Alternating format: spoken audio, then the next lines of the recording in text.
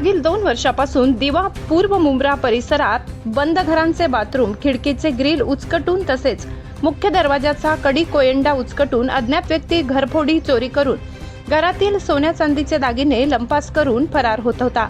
अशा एकाच प्रकारच्या घरफोडी चोरीचे गुन्हे मुंब्रा पोलीस स्टेशन येथे दाखल होते। नमूद दाखल गुन्ह्याचा समांतर तपास गुन्हे शाखा घटक 1 ठाणेकडून करण्यात येत असताना तपासामध्ये घटनास्थळावर प्राप्त सीसीटीव्ही फुटेज तपासले असता एक संशयित आरोपी गुन्हा घडला त्या दिवशी घटनास्थळावर आल्याचे निष्पन्न झाले।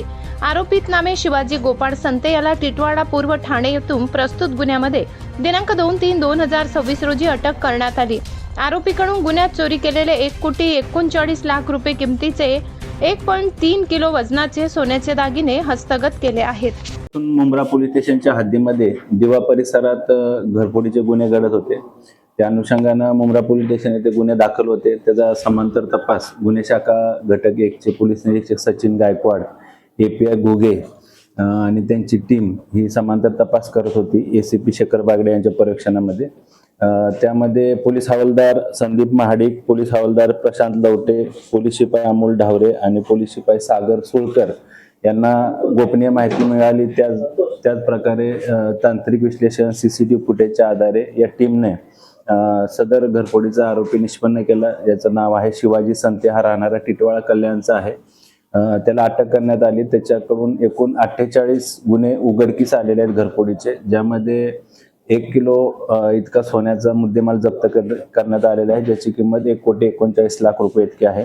या आरोपीवर यापूर्वी 4 घरफोडीचे गुन्हे दाखल आहेत। त्याचबरोबर या आरोपीचा पोलीस कस्टडी रिमांड आजपर्यंत आहे। त्याला दुसऱ्या गुन्ह्यामध्ये देखील आम्ही ट्रान्सफर करत आहोत। तर काय मोडस ऑपरेंडी?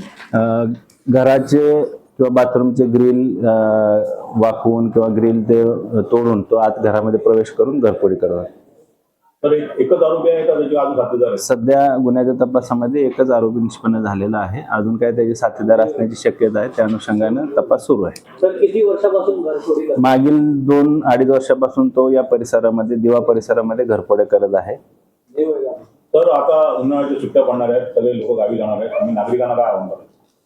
नागरिकांना या निमित्तानं आवाहन करतो की जे आपले सोसायटीज आहेत त्या सोसायटीच्या ठिकाणी सुरक्षा रक्षक, सिक्युरिटी गार्ड्स ठेवणं आवश्यक आहे। त्याचबरोबर आपल्या घराच्या बाहेर सीसीटीव्ही फुटेज उपलब्ध होईल या अनुषंगाने सीसीटीव्ही कॅमेरा लावणे देखील आवश्यक आहे।